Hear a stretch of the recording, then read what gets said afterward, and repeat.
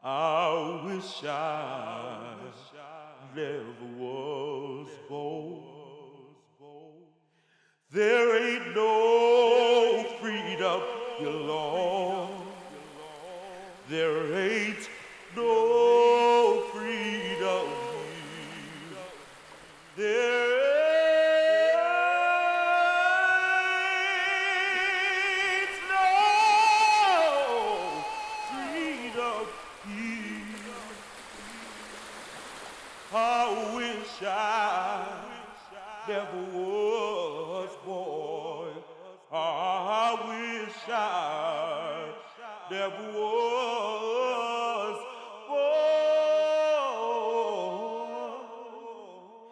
I wish I never was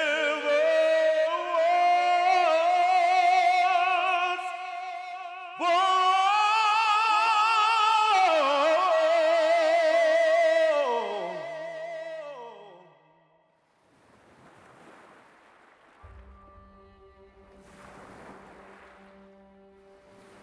It is estimated that 12 million Africans were stolen from their homeland. Slave ship dropped off Africans throughout the Americas and the Caribbean. Those who made it through the Great Ma'afa of the Middle Passage found themselves performing back-breaking labor without compensation and reproducing generations to feed the system of slavery. They arrived with well-developed cultures, various religious systems and beliefs, advanced skill sets, and intellectual excellence.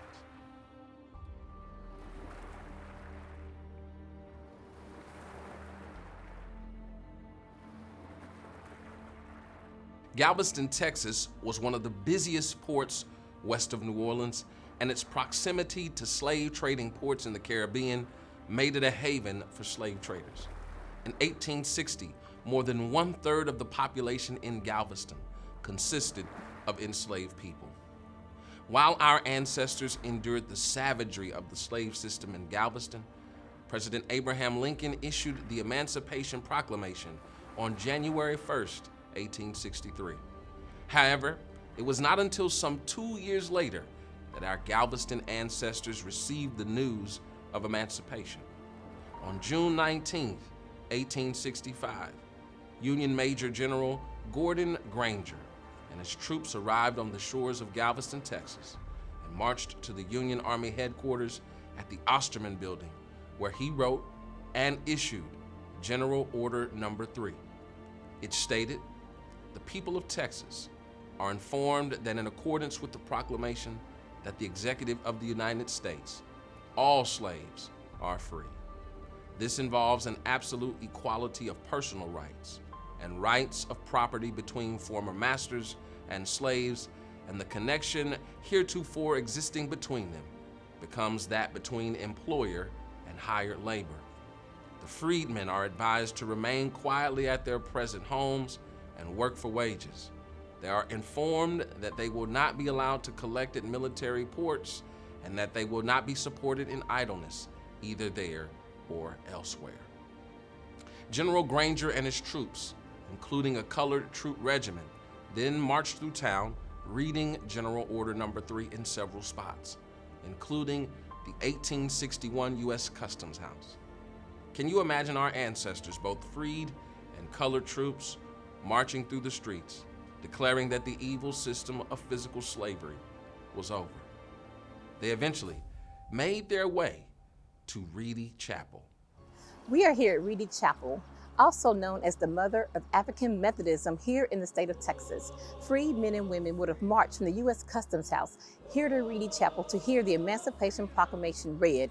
And even today, it is read right here in Reedy Chapel every Juneteenth celebration. So we honor the tradition here at Reedy Chapel in Galveston, Texas, to keep that dream alive of what it means to be free from the physical bondage of chains in order to be liberated and to live a life that is abundant, that God has designed and desired for all of us to live. And our ancestors held it high, and they remember the ancestors every Juneteenth by reading General Order Number 3.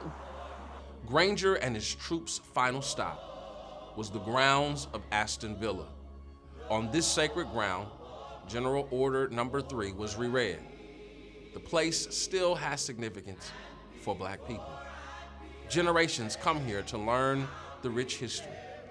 Galveston's official Juneteenth statute, the legislator, commemorates the day that the Texas legislature made June 19th a Texas state holiday. African Americans have played a significant role in the growth of Texas, from landing on the shores of Galveston to modern times. Here along the beachfront here in Galveston, Texas, there once stood the historic African American beachfront. We were only confined to a certain block here in Galveston, Texas, but like we do, we thrived, and we had a thriving business community. People came from around the world to be a part of the African American beachfront here in Galveston, Texas, and in Friendship West. We too believe in standing in this rich tradition of creating communities of opportunities where we can survive and thrive. Considered the Freedom Big Three, the Emancipation Proclamation on June 1st, 1863, Juneteenth, June 19th, 1865, and the passage of the 13th Amendment to the United States Constitution on December 6th, 1865, which abolished slavery and involuntary servitude in the United States and its territories, except as a punishment for crime, was the last move to seal the end of slavery as it existed at that time.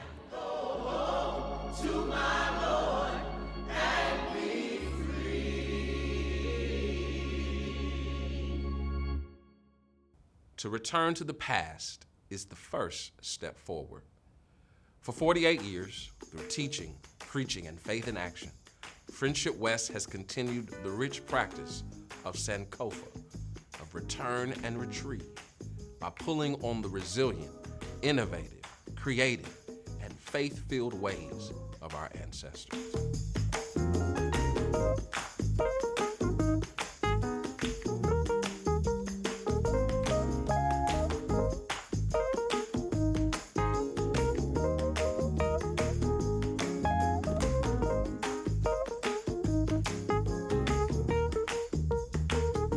Luke 4:18 through 19 serves as a mandate to pursue justice and address people's spiritual, mental, physical, and social needs. We are called and challenged to engage in the relentless pursuit of justice and a commitment to addressing the comprehensive needs of individuals both in the church and in the community. Some 48 years later, Friendship West has remained true to the vision of founding pastor Robert L. Castle III, who was committed to creating a church that not only served the needs of members, but a church that was also an impactful force in the lives of those in the community. This God-ordained vision that Robert Castle proclaimed became a reality on the second Sunday in June of 1976, as Friendship West held its first worship service with a total of 9 worshipers at Mary Lois Sweat School of Dance on Liberty Lane. After the untimely death of Reverend Castle on February 25th, 1982, Friendship West would face a major trial in that it had to find a leader who could unite and minister to the church during this time of grief and uncertainty, but also one who shared the same vision of a community church that the founding pastor had already infused within the current members of the church. And as God would have it, on February 13th, 1983, a young 23-year-old Bishop College graduate by the name of Frederick Douglass Haynes III would assume pastoral leadership at Friendship West Baptist Church, being fully installed as the pastor on April 10th, 1983. Dr. Haynes brilliantly preaches hope amid despair while addressing the inherent sins within social structures, systems, and institutions which perpetuate injustice in all forms. Anybody ever been surprised by God? Anybody ever went from shook to surprised? God is so good. God will drop unexpected blessings at unexpected times that you never saw coming. So you don't give up. You keep looking up. And if you keep looking up, God will shout, surprise! Hallelujah! Hallelujah! Surprise! I think I'm going to just stop and get my shout on right now, because I wouldn't still be here if God, in my moments of discouragement, had not shown up and said, surprise.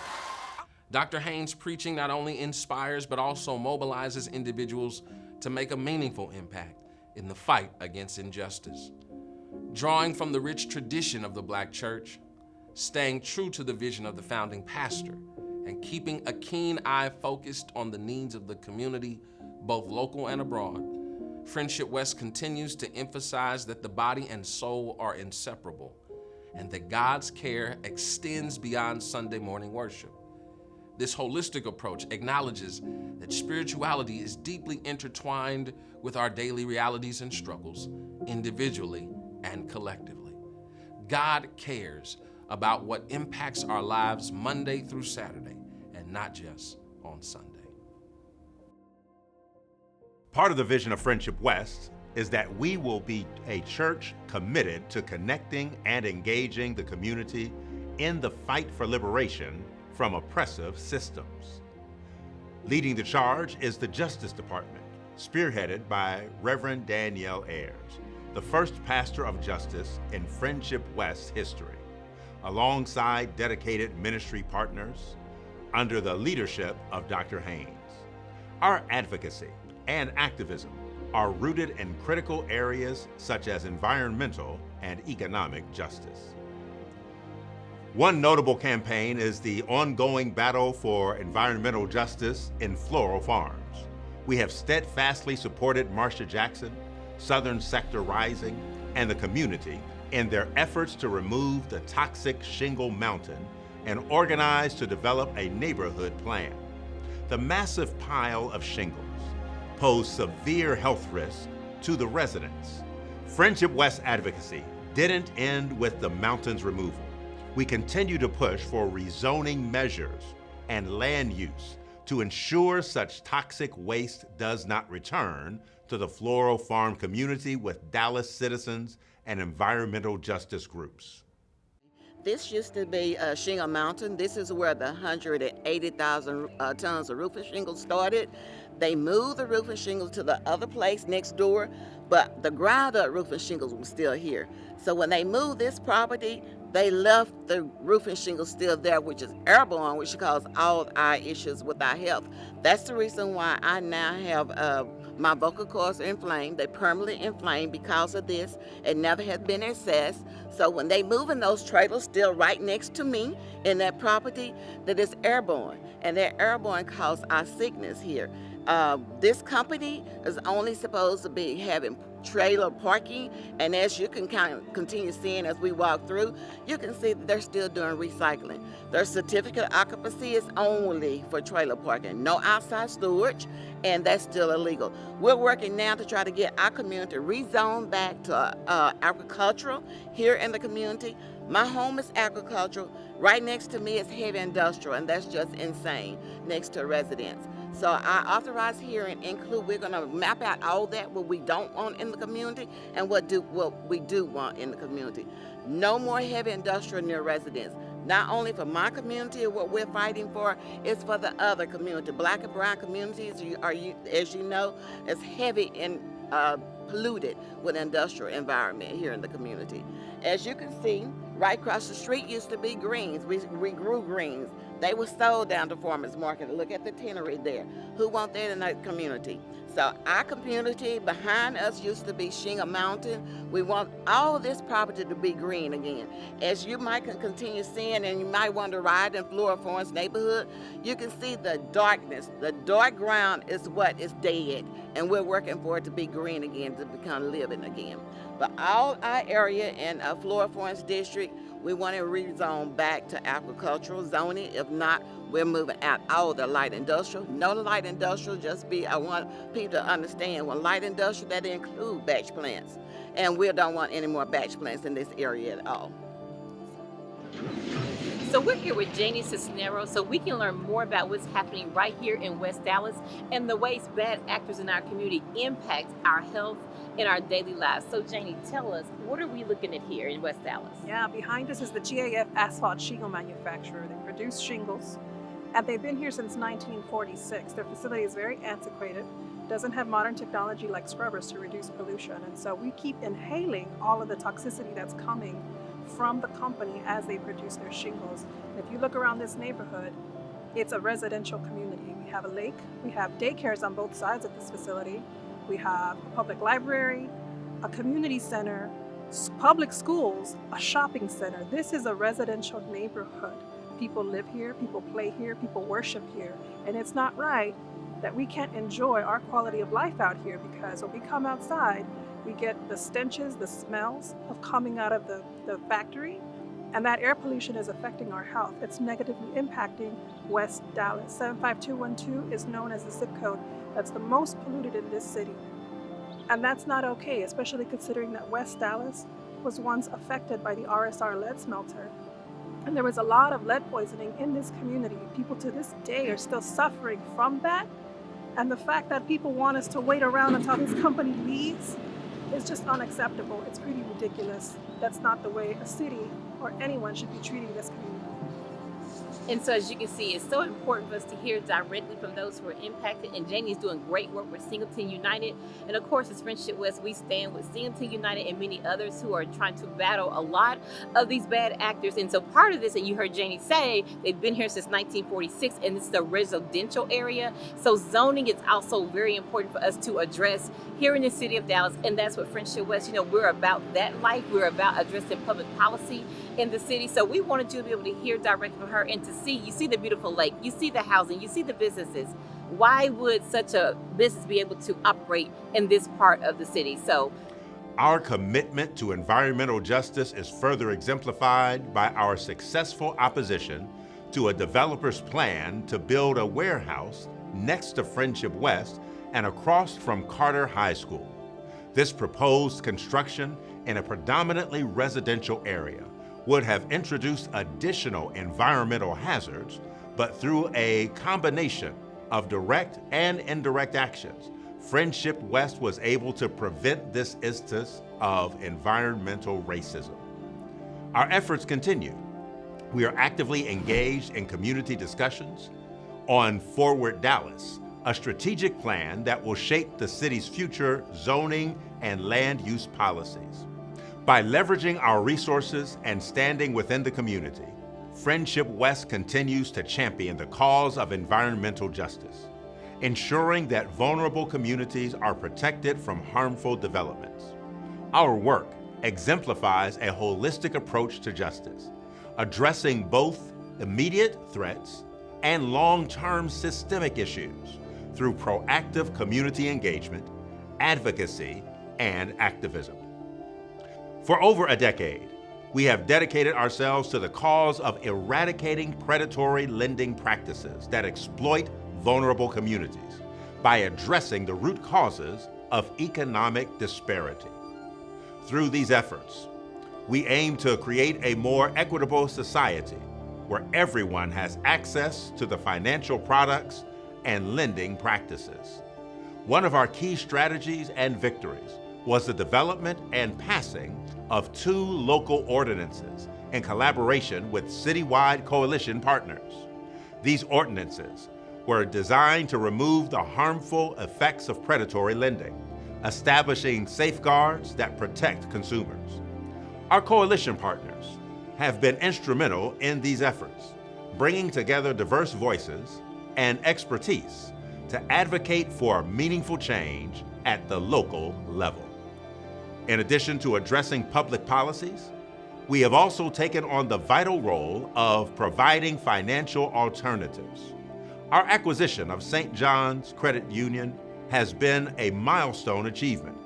The credit union offers small dollar loans that serve as a viable and ethical alternative to predatory loans, helping individuals manage their finances without falling into debt traps. Through these efforts, we are not only addressing immediate financial needs, but also fostering long-term financial stability and empowerment within our communities.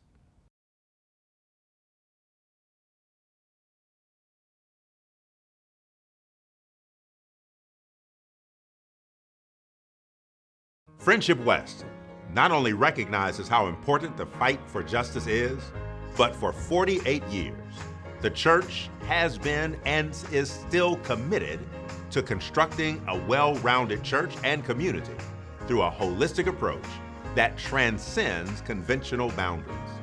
Another way in which the church continues to embrace its cultural roots and empower people for embracing a better future is through education and the arts.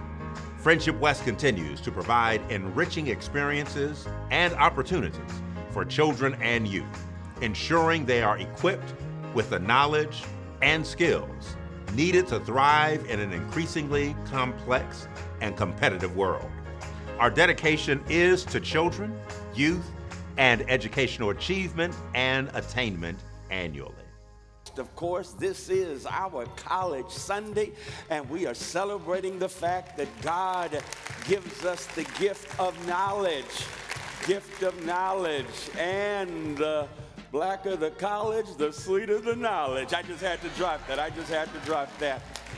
But I am especially excited because every year for I don't know how many years we have been blessed with the amazing musical gifts of that phenomenal college in NOLA, known as Dillard University, the Dillard University.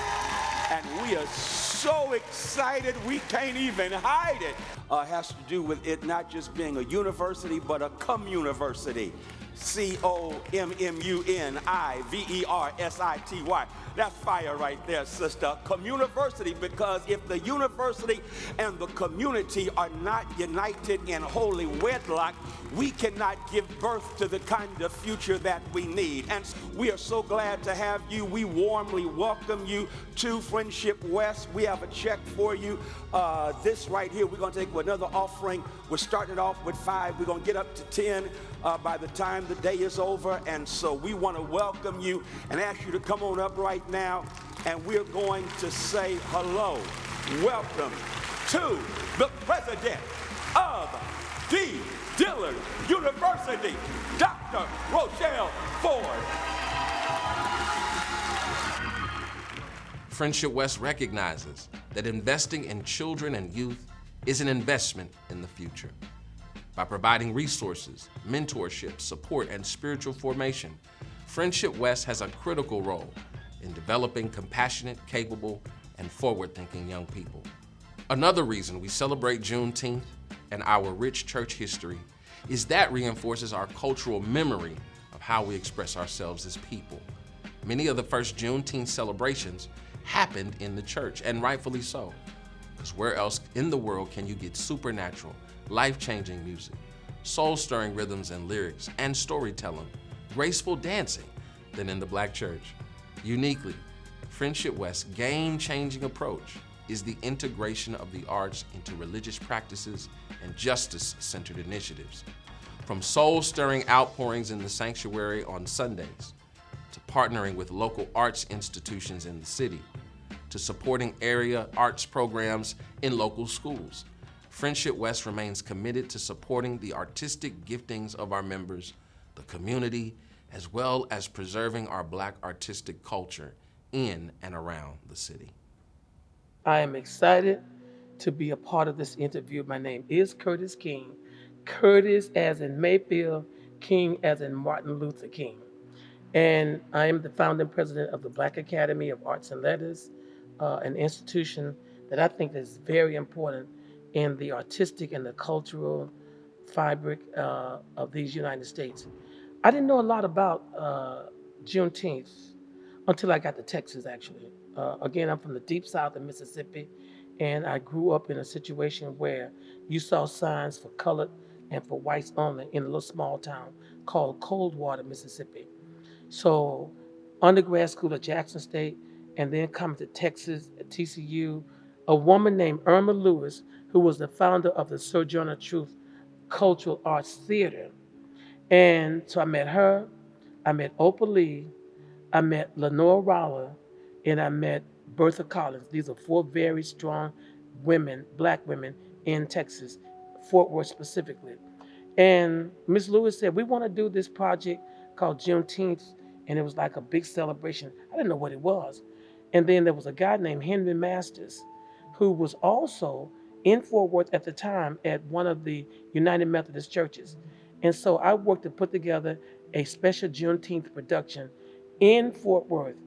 And what I saw as not being different coming from the Deep South, so I was able to lock into the history.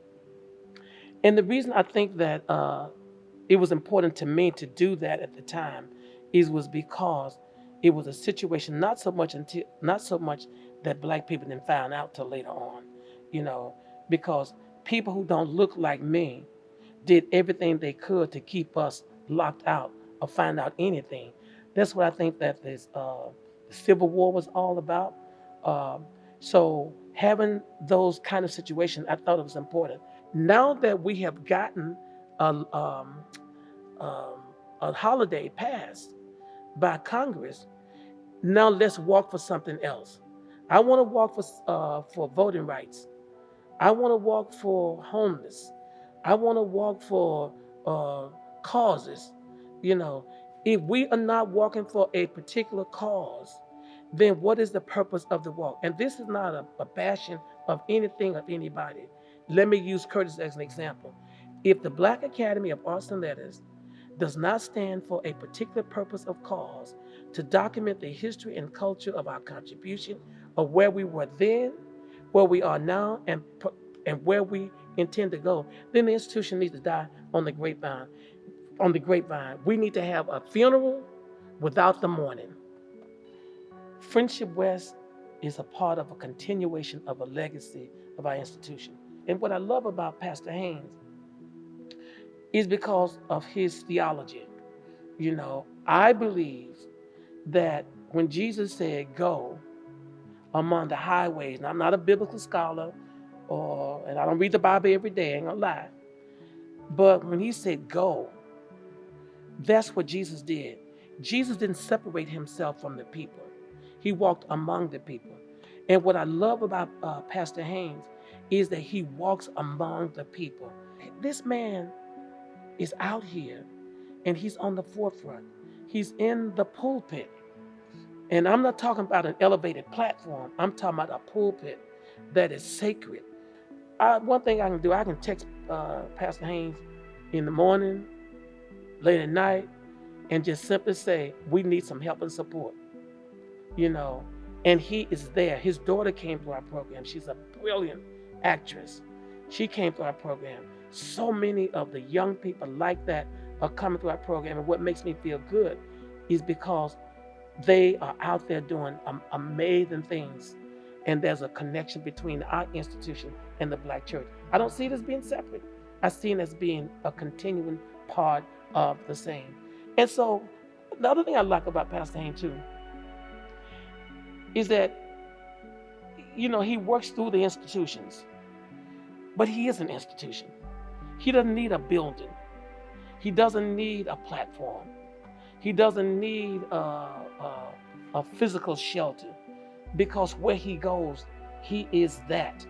I think another thing that's really important too is how the Black church, the Black community, and the Black cultural arts institutions all are part of the same, they came out of the same womb of the Black experience. I think that without the arts, without church, someone told me this, and I love this. In the Lord's Prayer, it says, Our Father, which art, A-R-T, in heaven. So we are part of God's divine, imaginative creation that you cannot separate the arts, because it's in the Lord's Prayer, from the community of people who are been put in a position in the pulpit to lead and guide us in a path, in a spiritual path. And I think that that's the thing that makes a difference. I'm so glad to be a part of that divine Lord's Prayer, Our Father, which art, T-ball. I'm so glad to be a part of that. It is unbelievable. And I think Friendship West is like 48 years old. We're getting ready to go into our 48th season. So you see these parallels and these similarities on our journey, because we are part of the diversity of the community and of the arts and of the culture and of the history and of the experience of humanity. And that's why I think that the work that I do is important, and it connects to the community. Our Father, which art in heaven. We understand that there is no separation of the secular and the sacred when it comes to the arts. This integration enriches our spiritual formation and connects us to our African roots. By incorporating artistic expression into religious activities, Friendship West fosters a deeper connection to God among individuals in the church and community, which fosters and promotes unity and a shared sense of identity. Juneteenth is not just another holiday. It is a time of reflection, celebration, and a clarion to continue constructing a just and equitable world.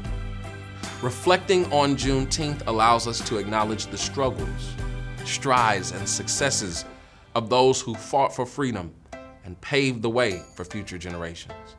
It is a reminder of the resilience, strength, and determination of African Americans who have consistently pushed against all systems and forms of oppression.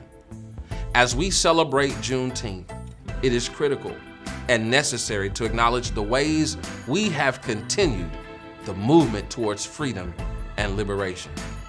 It serves as a call to action to educate ourselves and others, to engage in meaningful dialogue, and to support initiatives that uplift marginalized communities. These same sentiments are shared among those who connected to the ministry of Friendship West. We thank God for 48 years of protecting and keeping us as a church family, while guiding us and providing for us as we continue to change the world around us.